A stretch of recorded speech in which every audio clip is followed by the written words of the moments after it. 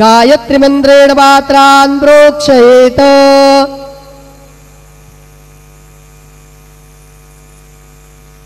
धेनुमुद्रां प्रदर्शयेत ऋतन्त्वा सत्येन परिषिञ्जामि नैवेद्यं निवेदयामि ॐ प्राणाय स्वाहा ॐ अपानाय स्वाहा ॐ व्यानाय स्वाहा ॐ उदानाय स्वाहा ॐ समानाय स्वाहा ॐ ब्रह्मणे नमः नैवेद्यमध्ये पानीयं समर्पयामि पुनर्नैवेद्यं निवेदयामि ॐ प्राणाय स्वाहा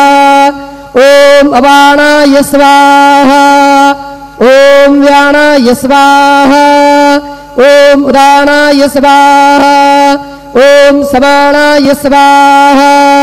ॐ ब्रह्मणे नमः नैवेद्यं समर्पयामि हस्तप्रक्षालनं समर्पयामि मुखप्रक्षालनं समर्पयामि शेषोपचारार्थे प्रार्थनापूर्वकं नमस्कारं करोमि श्री सच्चिदानंद सद्गुरु साईनाथ महाराज की जय।